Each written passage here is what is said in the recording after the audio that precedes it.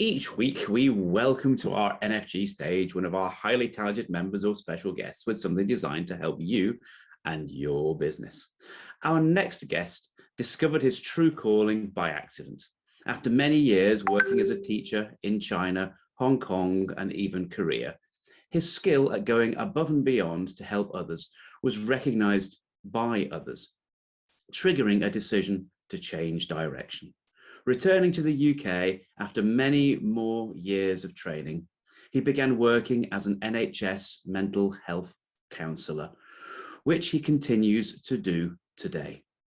Determined to reach a wider audience, he also runs a wellness training company and is a driving force behind the social enterprise business Aurora, focused on supporting micro businesses and charities while helping make charities more transparent about the true impacts that they deliver.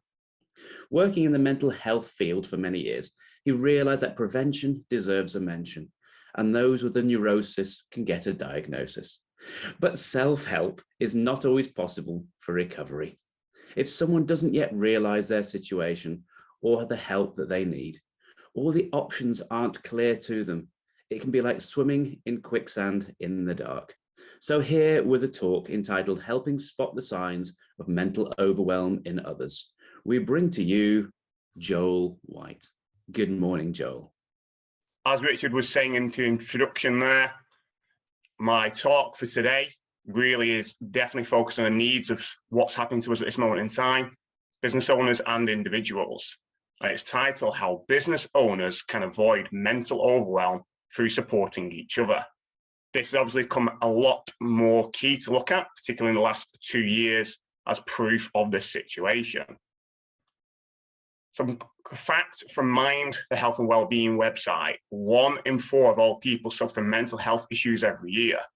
What's quite interesting about that, they're in the process of redoing the study because they believe it could be higher coming out of the current climate of what happened going through lockdown and COVID, etc. The important thing, though, will always remain the same. These are not the same people each year.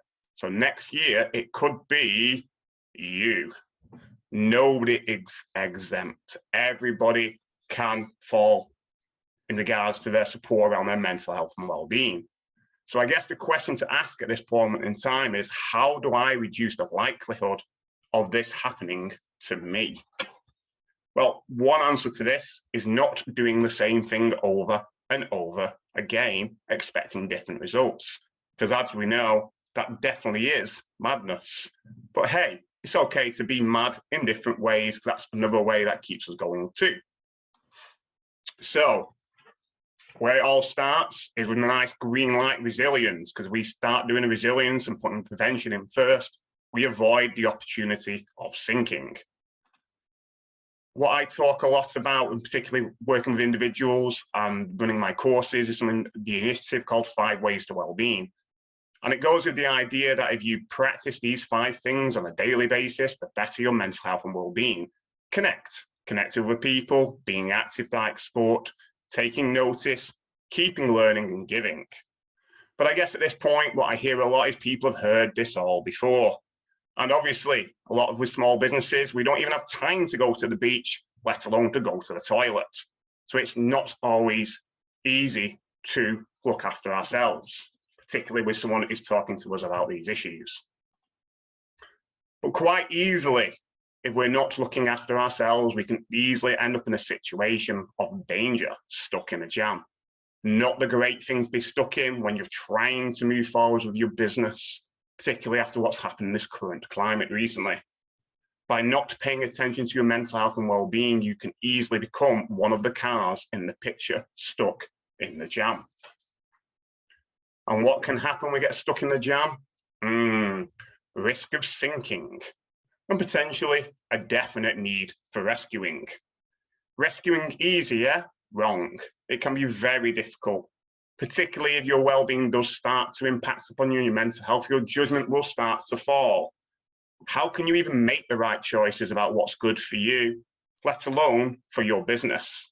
Even if you escape and manage to get rescued, problem is, who else is left behind? This could be a partner, a child, a family member. It's easy for you to perhaps get out, but not good for others watching them go down. And as we know, that definitely will impact on our business if our loved ones around us are also struggling and not able to get out. Also, what can happen in situations when things start to sink, as we know what happens when ships go down, it's hard to know if all the crew are off the boat, are okay. It's easy to forget. Will you notice a family member who may be struggling? Also, will you have time to focus, put things in place before it's too late? How will this impact your business?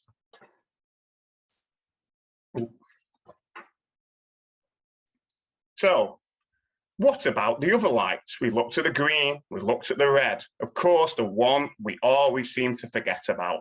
The other light, what's that? Of course, the amber light. Being cautious, noticing the danger signs. How many of us don't take notice of the amber sign on the traffic light? What do we do when it appears? We usually put our foot down and try and beat the traffic light. As we know, unfortunately, this can end in disaster for a lot of us if we're not watching the signs of i.e. the car setting off and doing the same across the junction, or the unfortunate circumstance of an individual starting to cross the road. It's easy to not notice, but more importantly, which is why the amber sign is there, to notice the dangers. Does it sound like a familiar pattern with your own mental health and well-being at times? That we throw caution to the wind, knowing that things perhaps aren't going as well as what we want them to. Analogy to look at this would look something like this. Noticing the danger signs. We all are familiar with these terms: sleep disturbance, easily agitated, loss of appetite, lack of motivation, suicidal thinking, and burnout. It's very easy to recognize these in ourselves, but what happens if you're on the inside of the jar looking out? It starts to become very difficult to spot these signs, particularly when we're locked into our businesses, working hard to meet those deadlines, reaching out to customers, and more importantly, staying afloat. So how do we manage this situation if we are on the inside of the jars looking out? Well, of course, this comes more important than ever in spotting for others, in the hope that if we work together as individuals, we can help each other out in spotting the signs that may appear, as we might not notice them in what we're going through ourselves. So I guess the question would come to this: how could you get others to become aware of what label they are facing? Well, that is where the importance of this situation comes in. Networking for good. It provides a great opportunity to start right here, right now, to help and support each other, to spot those signs, and also be able to help other people out who may not be seeing them as well. The more we work together as one, the more we can move together and support each other's mental health and well-being, giving them a greater opportunity to move forwards and develop their own lives, but more importantly, to reach beyond our businesses to also help and support family and friends around us with their signs as well, in helping them move forwards to a better mental health and well-being. And that brings us to the end of my presentation. And if you do want to know more, by all means, please connect with me and reach out to me, and I'll be more than happy to talk to you about how I can help